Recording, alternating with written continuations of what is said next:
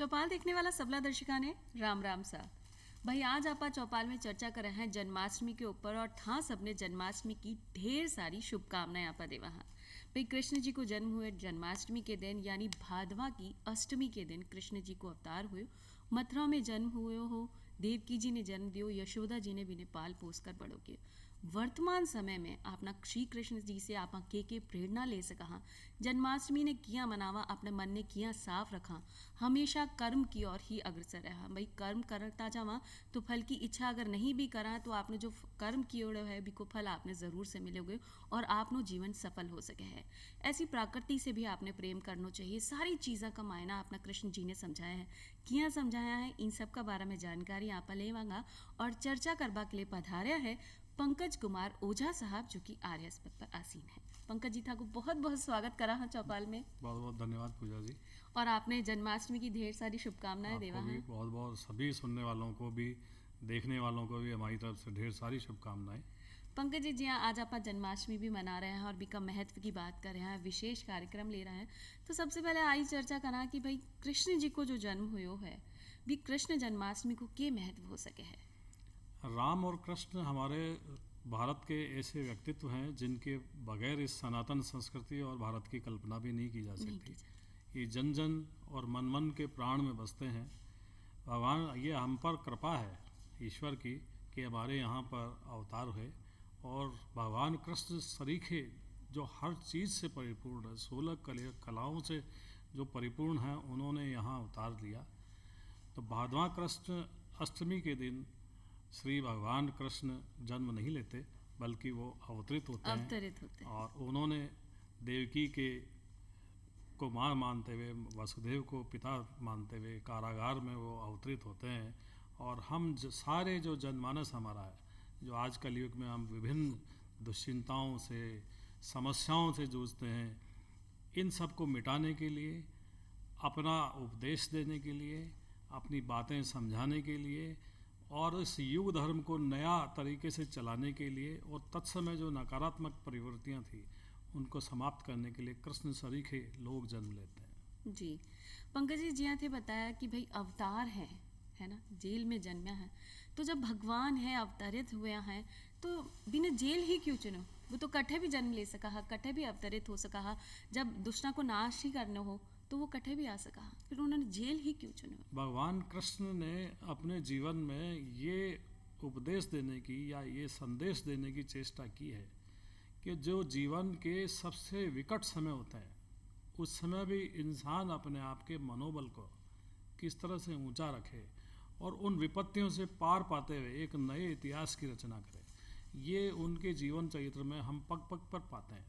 जैसे सर्वशक्तिमान होते हुए भी कि जेल की बेड़ियों के बीच वो जन्म लेते हैं, कारागार में जन्म लेते हैं और उनके जन्म के साथ ही उनकी मृत्यु की पूरी व्यवस्था कर दी जाती है कंस के द्वारा कि जैसे ही ये जन्म ले इसे तलवारों से मार दिया जाए। तो मृत्यु से जीवन का सफ़र करते हैं, ये भी विभिन्नता है। फिर आप देखिए कि जन्म होता है कारागार में, उसके बाद तुरंत बाद अपने माँ बाप से वो बिछड़ते हैं, फिर पालने वाले माँ बाप के पास पहुँचते हैं, वहाँ से भी थोड़े समय बाद बिछो होता है और उसके बाद अपने सखाओं से बिछो होता है, जिसे सबसे ज़्यादा प्रेम करते हैं राधा को, लोकहित को भी उतना ही प्रेम करते हैं, उसको निभाने के लिए उससे भी वो जुदा होते हैं। तो कृष्ण की ये विविधता है, विशिष्टता है कि दो विपरीत चीज़ों को वो हाथ पकड़ करके चलते हैं, इसीलिए शायद वो जन्म के लिए भी कारागार को ही चुनते हैं। कारागार को चुन और अब यूँ भी कह सका कि भाई उनका जीवन से आपने आ सीख मिला है कि कोई भी चीज़ से आपने अति मोह नहीं रखना है, अति मोह भी नहीं रखना है और अंधेरी रात के बाद भी प्रकाश है, प्रकाश हो सके है। उससे जब हम गुजर जाएंगे तो प्रकाश ही प्रकाश है। जितनी भी कठिन परिस्थिति आपने जीवन में आए लेकिन एक सही समय भी आपने जीवन में आएगा, तो आप वक्त को इंतज़ार करना चाहिए। ये नहीं कि आप घबरा जावा, कुछ आगे नहीं करा, लेकिन कृष्ण जी ने आपने सिखाया कि कैसी ही परिस्थिति हो बिना आप सुगम भी बना सका। जी अभी आपने शुरुआत में बात की कि पहले श्री राम जी आया और फिर कृष्ण जी आया। बोलो जाए कि श्री राम जी ने तो आप मर्यादा पुरुषोत्तम बोला हाँ, और कृष्ण जी को रूप बिल्कुल एक उलट पलट हो गया। तो इन दुनिया में क्या भेद हो सके है। भारत के वांग्मय में बात करते हैं तो भारत में 10 अवतारों की बात की जाती है। परशुराम छठे अवतार हैं और भगवान राम 7वें अवतार हैं और कृष्ण 8वें अवतार हैं। भारत के एक सुप्रसिद्ध संत हुए केशव रामचंद्र डोंगरे, वो ये कहते हैं कि कृष्ण को जानने के पहले राम को जानना होगा। इसीलिए जो श्रीमद् भागवत है उसमें राम की कथा पहले आती है और फिर कृष्ण की कथा आती है। यानी जब हम राम को जान लेंगे, राम की गरिमा को समझ लेंगे, तो हम कृष्ण को समझ पाएंगे। अब दोनों में विभिन्नता नहीं है, तारतम्य है। क्योंकि भगवान राम एक राजा के घर जन्म लेते हैं जो उस समय के चक्रवर्ती राजा हैं। देवासुर संग्राम में देवताओं के रक्षा के लिए जाते हैं, परंतु क्योंकि राज परिवार में जन्म होने के कारण उनके ऊपर बहुत सारी बंदिशें भी थी कि उसी के अनुसार उन्हें राजसी आचरण भी करना होगा, उस मर्यादा का भी वहन करना होगा, वो गरिमा का भी वहन उन्हें करना होगा। समस्त जनों को केवल प्रजा मान करके राजा के समान उन्हें अपना आचरण करना होगा। तो राम उस जन्म में बहुत सारे ऋषि मुनि जो उनकी प्रतीक्षा कर रहे थे उनको उन्होंने दर्शन तो दिया और बहुत सारे भक्तों का भी उन्होंने उद्धार किया, परंतु उनके अनेक भक्त चाहते थे कि हम उद्धार चाहते हैं आपके द्वारा। तो इसके साथ ही लेकिन वो जैसे प्रकृति के साथ वो उतना ही नहीं जुड़ सके, हालांकि वनवास में रहे, लेकिन गायों पे नहीं बैठ सके, गायों का सीधा दूध नहीं पी सके, बाल गोपालों के साथ गलियों में दौड़ नहीं लगा सके, पहाड़ों पे नहीं चढ़ सके, बहुत सारी वर्जनाओं के साथ उनका जीवन था, मर्यादा का निर्वहन था। उस समय ऋषि वगैरह और दूसरे भी थे, उन्होंने भी निवेदन किया। तब उन्होंने कहा कि मैं जब द्वापर में जन्म लूँगा तब मैं तुम सबका उद्धार करूँगा। तो द्वापर में हम बिल्कुल उल्टा आचरण देखते हैं कि कृष्ण बिना चप्पलों के भी दौड़ लगाते हैं, गाय के ऊपर भी बैठते हैं, पेड़ों की डाली पे भी कृष्ण में बैठे नजर आते हैं, किसी नदी में भी नहाते हुए मित्रों के साथ नजर आते हैं, सखाओं की टोलियों के साथ भी वो किलोल करते हुए दिखते हैं। तो ये जो राम वाले अवतार में वो नहीं कर सके थे, वो इसमें पूर्ण किया। और उस समय के ऋषियों ने जब गोपियों के रूप में जन्म लिया तो रास लीला के द्वारा भी उनका मनोरंजन भी किया और उन सबका उद्धार भी वो करते हुए नजर आते हैं। जी, तो कृष्ण जन्म की बहुत सारी विशेषताएं हैं, तो कौन कौन सी विशेषता आपने ध्यान रखनी चाहिए और आपने वर्तमान समय में वो बिल्कुल सही बैठे हैं कि आप बिना अपना सका? वर्तमान में हम देखें तो हमारी बहुत सारी समस्याएं हैं पूजा जी, जिसकी तरफ पूरा जगत देख भी रहा है और चिंतित भी है। एक तो लगातार हमारे जो प्राकृतिक संसाधन हैं उनका दोहन हो रहा है, हमारा उस तरफ ध्यान नहीं रहा। हमारे सामने ढेरों समस्याएं, चुनौतियां खड़ी हो गई हैं कि कहीं बाढ़, कहीं नदी, कहीं सूखा, कहीं कुछ और। ये सब इसलिए है कि हमने प्रकृति को संजोया नहीं। कृष्ण हमें सीख देते हैं कि हमारे जो प्राकृतिक संसाधन हैं उनसे हम प्रेम करें। जब गोपियाँ जल स्रोतों को गंदे करते हुए सार्वजनिक स्थान पर नहाने के उपक्रम के रूप में किलोले करते हुए उसको गंदा करती हुई नजर आती हैं, तो भारतीय सनातन परंपरा ये है कि हम अपने जल स्रोतों को संरक्षित करें, उनको सम्मान दें, क्योंकि उसमें वरुण देवता का स्थान माना गया है। तो उनके चीर हरण के द्वारा ये संदेश देते हैं कि ये जो हमारे सार्वजनिक स्थान हैं, जल स्रोत हैं, उन्हें अक्षुण्ण रखा जाए, क्योंकि ये हमारा पानी पीने के भी काम आता है, पशु भी इसको पीते हैं। तो एक ये संदेश देते हैं। इसी तरह वो गायों से प्रेम करते हैं, उनके साथ किलोल करते हैं। ऐसी भी एक गाय थी जब वो छोटे थे पालने में, तो रोजाना उनको देखे बगैर वो खाना भी नहीं खाती थी, वो रोज़ देखने आती थी। तो वो संरक्षित करते हैं, वो मानव मात्र से प्रेम का संदेश तो देते ही हैं, वो उसी प्रकार जीव जंतु जो हैं उनसे भी प्रेम करते थे। जब वो बांसुरी बजाते हैं तो सारी गायें और सारे पशु पक्षी बिल्कुल दत्तचित्त होकर के उनको सुनते हैं। तो प्रकृति के साथ प्रेम का जो संदेश भगवान कृष्ण देते हैं वो बहुत छोटी बात है। महाभारत के युद्ध के पहले एक चिड़िया के बच्चों को बचाने के लिए एक हाथी के गले में बंधी हुई भारी घंटी को अर्जुन के तीर से कटवा देते हैं। वो उसके नीचे महाभारत के युद्ध के बाद वो उसको उठाते हैं घंटी को, तो वो सारे बच्चे सुरक्षित मिलते हैं। तो ये बताता है कि किस प्रकार मानव मात्र ही नहीं, जीव जंतु प्रकृति जो सारे हमारे लोग हैं उनको उन्होंने किस प्रकार से जो है संदेश दिया हमें कि हमें अक्षुण्ण रखना चाहिए। एक उपदेश तो उनका ये है। दूसरा, आज हमारी सबसे बड़ी समस्या है कि हमारे हर आदमी के जीवन में स्ट्रेस है, हर आदमी तनाव में है। जी जी। छोटा बड़ा हर आदमी, बहुत सारी घटनाएं हम हमारे आसपास देखते हैं तो हमें ये चिंता होती है कि इतने सफल लोग भी तनाव में क्यों हैं। अभी ओलंपिक के दौरान भी एक घटना होती है कि एक जो प्लेयर थी उसने एक इवेंट से इसलिए नाम वापस ले लिया कि उसने कहा कि मैं स्ट्रेस में हूँ और मैं नहीं कर सकती। तो इतनी ऊंचाइयों पर भी जाने के बाद लोग स्ट्रेस में क्यों आते हैं? तो इस तनाव प्रबंधन के लिए भगवान कृष्ण ने बड़ी विकट परिस्थितियों में खड़े हुए अर्जुन को कुरुक्षेत्र में जो गीता का ज्ञान दिया, वो हमें आर्ट ऑफ लिविंग सिखाती है कि किस प्रकार विकट से विकट परिस्थिति यदि हमारे सामने खड़ी है तो भी हमारा मनोबल कमज़ोर नहीं होना चाहिए। हमें ये ध्यान रखना होगा कि हमारा कर्म क्या है, हम उस पर फोकस करें। यदि हम हर बात में हानि लाभ जय पराजय यश अपयश की गणना करेंगे, अपने कर्म से मुँह चुराएंगे, तो हम निश्चित रूप से स्ट्रेस में रहेंगे।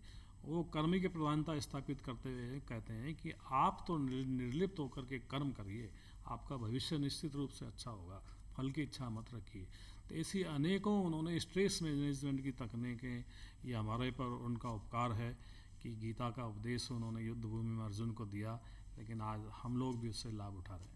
ये उनकी एक बहुत बड़ी हमें थाती है। जी, कृष्ण जी ने जो प्रकृति प्रेम की बात आपने बताई है कि भाई आपने जीव जंतुओं से भी प्यार करा, प्रकृति से भी प्यार करा, क्योंकि आप वर्तमान समय में देख रहे हैं कि कभी कोई महामारी आ जावे है, कभी कोई सुनामी आ जावे है, तूफान आ रहे हैं, चक्रवात आ रहे हैं। इन सब से बचवा के लिए आपने जो आप प्रकृति के साथ छेड़छाड़ कर रहे हैं वो आपने नहीं करनी चाहिए। जैसो भगवान ने बना के दियो है बिना ही संजोर आपने रखना चाहिए, क्योंकि अगर वे सही रहेगा, आपने प्रकृति का जितना भी उत्पादन है वो सही रहेगा, तो आपा भी अपनो जीवन सही तरीके से पूजा जी इसके साथ उन्होंने एक चीज़ और ऐड करूँगा, जो उन्होंने सबसे बड़ा हमें उपदेश दिया, सीख दी, वो ये कहा है कि युद्ध भी उन्होंने लड़े, दुष्टों का भी संहार किया, जिनका जिनका दर्प था, चाहे जरासंध, कालियवन, कंस, इंद्र, सबके अभिमान उन्होंने भंग किए। परंतु इन सब के बावजूद भी उन्होंने एक ऐसा कार्य किया कि उससे सारी सनातन संस्कृति बिल्कुल तर गई। उन्होंने प्रेम का संदेश दिया। वो गीता में बात करते हुए कहते हैं कि जो मुझे देखता है और सब में मुझको देखता है वही सही देखता है। यानी वो ये कहते हैं जो हमारी जो विशिष्टता है वसुधैव कुटुंबकम, यानी हम सब एक ही हैं, उसकी बात करते हैं। उनकी विशिष्टता देखिए कि एक हाथ में तो उनके शौर्य का प्रतीक चक्र है और दूसरे हाथ में उनकी माधुर्य की प्रतीक जो मन चित्त और आत्मा को मोह लेती है वो मुरली धरती है। और हमने हमारे मंदिरों में सुदर्शन चक्रधारी कृष्ण के बजाय हमने राधा कृष्ण के स्वरूपों को पूजा है, क्योंकि उनका सबसे बड़ा संदेश ये था कि मानव मात्र और एक दूसरे के प्रति प्रेम से बढ़कर कुछ नहीं है। यदि ये सारा संसार प्रेममय हो जाएगा तो निश्चित मानिए आज जो पूरा संसार विभिन्न युद्धों से लड़ रहा है, उलझ रहा है, एक देश दूसरे देश से लड़ रहा है, हमने आसपास में हम जो देख रहे हैं, यदि ये कृष्ण की वाणी जो ये प्रेममय वाणी है उसको अगर समझ लें कि मानव मात्र से प्रेम कैसे किया जाए, तो ये हमारे लिए उनकी बहुत बड़ी सीख है। जी, अपना जीवन से प्रेम करो और जितना भी जीवधारी है भी सबसे प्रेम करो, अपना आसपास से प्रेम करो। कुटुंब के साथ रहनो ही आपनो जीवन है, भी के साथ चलनो ही आपनो जीवन है, आपने कृष्ण जी ने सिखा दिया। कृष्ण जी का अनेक नाम हुआ है, लेकिन एक नाम आवे है रणछोड़ दास जी को। अब बोला बहुत सारा युद्ध कृष्ण जी ने करवाया और सब में विजय भी प्राप्त की, लेकिन जब एक रणछोड़ दास की उपाधि ली तो बीक के पीछे के कारण ये कृष्ण की बहुत बड़ी सीख है हमको कि हमारे पास बड़े से बड़े संहारक शक्तियाँ हों, सुदर्शन चक्र हों और दूसरे सारे अस्त्र हों, लेकिन उन अस्त्रों को जब हम चलाएंगे तो निश्चित रूप से कुछ निर्दोष जरूर मरेंगे। तो जब कृष्ण का काल यवन के साथ युद्ध हो रहा था तो उनके पास दूसरे सारे शस्त्रों के बाद भी सुदर्शन तो था ही, उनको लगा कि निर्दोष सेना जो काल यवन इकट्ठी कर लाया इसको क्यों मारा जाए। तो वो रण छोड़ करके एक पहाड़ी की तरफ चढ़ने लगते हैं जिसमें एक गुफा होती है। उसमें देवासुर संग्राम में बहुत रक्त बहाए हुए राजा मुचकुंड सो रहे होते हैं। उन्होंने परमात्मा से ये वरदान मांगा हुआ होता है कि बस मैं अब सोना चाहता हूँ, कोई मुझे जगाए नहीं, तो जो मुझे जगाएगा उसे मैं भस्म कर दूंगा। तो कृष्ण को ये बात पता थी तो वो उस गुफा में चले जाते हैं, गुफा में पीछे छिप जाते हैं, अपने अंग वस्त्रों को मुचकुंड पर डाल देते हैं। कालियवन उनका पीछा करता हुआ उस गुफा में पहुंचता है और उन्हें भगवान कृष्ण समझ करके मुचकुंड को लात की मारता है। उनकी नींद टूट जाती है, वो कालियवन को देखते हैं और उनके देखने से कालियवन भस्म हो जाता है। तो बिना एक तीर चलाए, बिना कोई अस्त्र चलाए उन्होंने कालियवन को मार दिया। लेकिन उन सारे निर्दोषों को मरने से बचाने के लिए उन्होंने रण छोड़ का कलंक लेना भी उचित समझा। अब यूँ कह सका कि भाई वो जो भी लोग निर्दोष है बी ने सबने बचा लियो, लेकिन खुद चाहे कलंकित हो गया। बिल्कुल। तो आपना अगर जीवन से आपा देखा तो अगर आपने कोई गलत काम करना पड़ रहा है लेकिन बीसे सैकड़ों लोगों की भलाई भी हो रही है, तो आपने वो काम कर लेना चाहिए, बी में कोई गलती नहीं है। क्योंकि अगर आप कोई को भलो कर रहे हो है तो आप बहुत ही बड़ी बात हो सके। धर्म की रक्षा के लिए उन्होंने इस तरह से कई बार अपनी प्रतिज्ञा तोड़ी। भीष्म जो उनके भक्त थे, उनके मान को बढ़ाने के लिए और अर्जुन को सही राह पे लाने के लिए भी उन्होंने युद्ध में पहिया उठा लिया था। तो वो अपनी जिद पर नहीं है। वो धर्म की स्थापना कैसे हो सकती है, किसी शरणागत वत्सल का मान कैसे बढ़ाया जाता है, अगर उसके लिए उन्हें अपनी प्रतिज्ञा तोड़नी है तो वो तैयार है। लोकहित होना चाहिए भाई। दूसरा को भलो आपने ज़रूरी है अपना जीवन में भी, अगर आप कृष्ण जी ने ढाल रखा दूसरा को भलो अगर हो रहे हो है तो बी में कोई बुराई नहीं है। आप फिर कोई से भी काम करो, लेकिन बी की मर्यादा भी एक निश्चित होनी चाहिए। एक दया की भाव भी कृष्ण जी का मन में ही कि हर प्राणी से प्रेम करो, बी की दया करो, बी के अगर कोई भी ज़रूरत है तो बी ने दान पुण्य भी करो, लेकिन बी को दिखावो मत करो। ऐसी भी एक सीख आपने कृष्ण भगवान ने दी। कृष्ण भगवान से जब उनके बचपन के बाल सखा सुदामा मिलने पहुंचते हैं तो कृष्ण दौड़े दौड़े आते हैं और उसके अपने आंसुओं से अपने सखा की स्थिति देख करके कांटे निकालते हुए रोते जाते हैं और अपने आंसुओं से उसके चरणों को पखारते हैं। परंतु कृष्ण उसी समय उसे वैभव प्रदान नहीं करते हैं, उसे बाहर तक छोड़ करके आते हैं। वो दिखावा नहीं करते हैं कि मेरे पास त्रिलोकी का साम्राज्य है तो मैं इसे यहीं दे करके एक बड़प्पन और दिखावा करूं। सुदामा मिलकर के जब अपने घर पहुंचता है तब वो पाता है कि इसके बाद वो सारा जगत का वैभव इकट्ठा हो गया है, सब कुछ सुंदर हो गया है। तो ये कृष्ण की सीख है कि अगर देना भी है तो इस तरह से दो कि उसका दिखावा ना हो। तो ये कृष्ण की बहुत बड़ी सीख है कि मतलब अगर आपने दान भी करना हो तो चुपके करो, कि आप ना एक हाथ से दान कर रहे हैं, दूसरा हाथ नहीं पता नहीं चले। आज के समय में आ रहे है कि भाई आप दान कर रहे हैं और बिना सब ने जग जाहिर कर रहे हैं कि भाई मैंने इतना बड़ा काम किया, इतना बड़ा काम, को बी को फल आपने कुछ नहीं मिले है। लेकिन अगर आप दान प्रेम प्यार की भावना से करा, मन से करा और कोई की सहायता के लिए करा, बी में दिखावो नहीं है, तो बी को फल भी आपने मिला है। जी हाँ, कि श्री कृष्ण जी बोले हैं कि भाई कर्म ही आपनो सर्वधर्म है, और कर्म में सारी बातें निश्चित हो जाए कि आप प्रकृति से भी प्रेम करो, काम भी करता चलो, लोगों से साथ में भी रहो, चिंता मत करो। चिंता नहीं करवा को भी बहुत बड़ो तरीको बताया कि जो भी है सब भगवान के हाथ में है।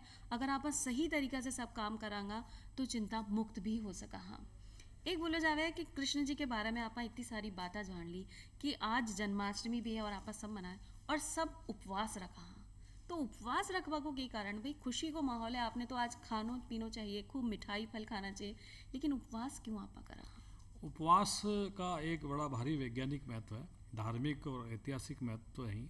जैसे ब्रह्मवैवर्त पुराण ये कहता है कि एक एकादशी के उपवास से 20 करोड़ एकादशियों के उपवास का फल मिलता है।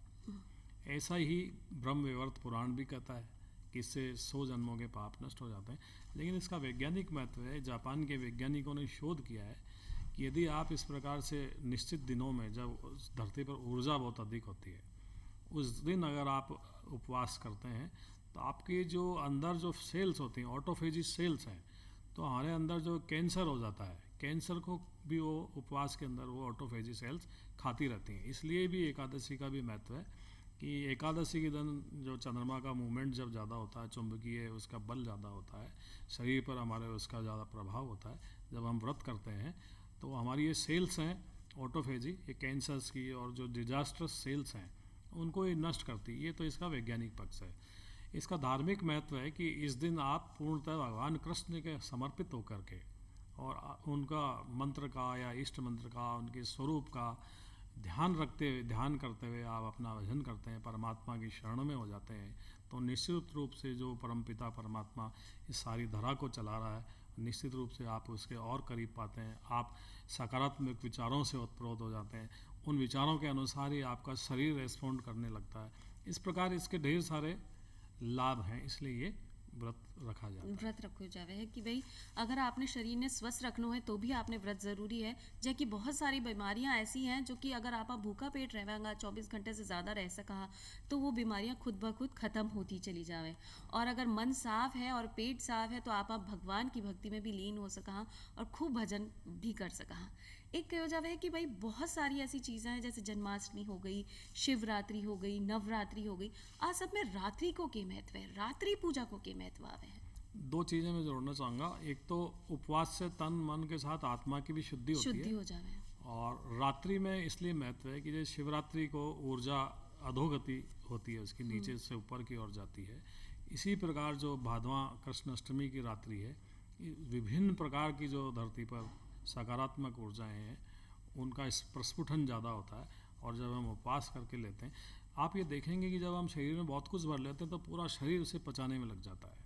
लेकिन जब आप कम खाते हैं या निराहार हैं तो आपके शरीर की जो दूसरी चीज़ें हैं वो एक्टिवेट हो जाती है, शरीर अपने आप को सही काम करने करने लगता है, आप ज़्यादा ऊर्जावान महसूस करते हैं। तो इस रात्रि को भी कुछ विशिष्ट शक्तियाँ अवतरित धरती पर होती हैं और विशिष्ट नक्षत्र होता है, तो शरीर पर बहुत ही अच्छा प्रभाव होता है। इसके अलावा जो दीपावली है वो भी रात्रि में मनाने के पीछे ये है कि इसे भारतीय वाङ्मय और सनातन परंपरा में महानिशारात्रि के रूप में माना जाता है। तो ये इस दिन विभिन्न सारी शक्तियाँ जो है, देवीय शक्तियाँ धरती पर होती हैं, धरा पर होती हैं। तो विभिन्न जो धार्मिक कार्य, मंत्र, तंत्र, यंत्र और दूसरे जो सिद्ध के जो प्रयोग हैं इस महानिशारात्रि दिवाली के दिन किए जाते हैं। और इस दिन का हमारे जो योगी और बड़े संत हैं, महर्षि हैं, पूरे साल इंतज़ार भी करते हैं और विशिष्ट कार्य भी किए जाते हैं। इसलिए हमारे यहाँ इसी प्रकार नवरात्रि का भी विशेष महत्व है। उन 9 रातों में विशिष्ट प्रकार की शक्तियाँ धरती पर होती हैं, ये विशिष्ट प्रयोगों में हमारे लिए लाभप्रद होती है, इसलिए इन रात्रियों का महत्व हो सके। और क्यों जावे कि भाई इन रात्रि के दिन आपने भजन ही करना चाहिए, पूजा पाठ में ही लीन होना चाहिए, कोई भी विश्राम अवस्था में या मतलब शव अवस्था में नहीं रहना शव चाहिए। अवस्था में नहीं होना चाहिए। आपने सबने बैठ कर या खड़े होकर आप भजन कीर्तन करा तो एको फल आपने दुगनो हो जाए। जब कृष्ण जी की बात कर रहे हैं, जन्माष्टमी की बात हो गई कि आपने व्रत भी करना चाहिए, रात्रि में पूजा भी करनी चाहिए, भजन कीर्तन भी करना चाहिए, तो साथ ही साथ कृष्ण नाम को जो अर्थ है, जो भावार्थ निकले है कि भाई नीलो है, गहरो है, विशाल है, समुद्र के जितने गहरो है, एको अर्थ के माने जाए। कृष्ण का बड़ा वैविध्यपूर्ण अर्थ है। और धार्मिक बात किया जाए तो कृष्ण का मतलब है कि संपूर्ण आनंद।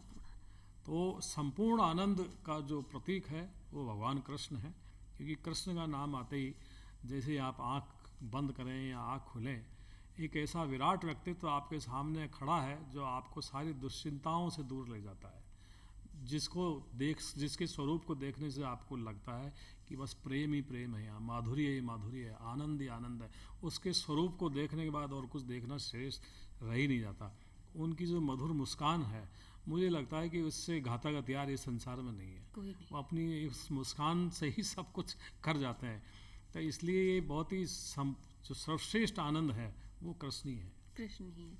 तो कृष्ण जी में ही आप ध्यान रखा और अपनी पूजा पाठ को बिल्कुल मन निश्चित करके, मन उचित करके आप कृष्ण जी को ध्यान करा, तो आपने जितनी भी परेशानियां हैं, जी कि बोले हो कि भाई चिंता नहीं करनी है, तो जितनी भी परेशानी है सब भगवान के चरणा में आप अर्पित कर दिया, तो आपनो जीवन सुगम और सरल। ये उन्होंने गीता के 9वें अध्याय के 32वें श्लोक में भी कहा है और 18वें अध्याय के अंतिम श्लोकों में भी कहा है अर्जुन को कि हे अर्जुन, तू मुझ में मन वाला हो जा, मुझे नमस्कार कर और मेरा पूजन कर। ऐसा करने से तू मुझे ही प्राप्त होगा, ऐसी मैं सत्य प्रतिज्ञा करता हूँ। ये भगवान कृष्ण ने गीता में अर्जुन को उपदेश देते हुए बात कही है।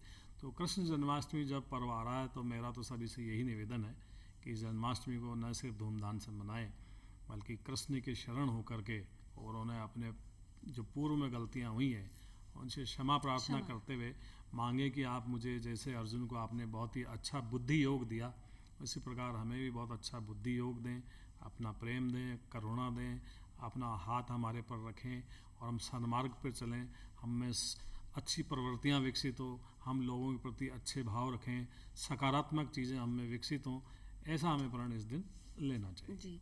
जी हाँ, कि अर्जुन जी ने भी उपदेश मिले हो, कृष्ण जी ने, चाहे युद्ध है, युद्ध की शुरुआत है या युद्ध को मध्य है, लेकिन कृष्ण जी ने अर्जुन को साथ नहीं छोड़ो, भी ने गीता को उपदेश भी दियो कि भाई आपको जो कर्म है वो करो, आप ई में सिद्ध मत हो कि भाई मेरी वजह से इतना नुकसान हो जाएगा।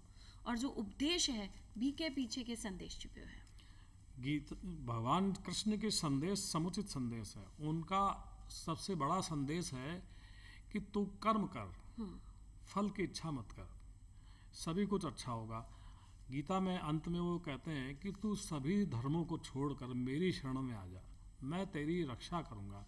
यानी तू मुझ में विश्वास कर और फल की इच्छा छोड़ करके, फल की चाहना छोड़ करके अच्छे कर्म कर, तेरा अच्छा ही होगा।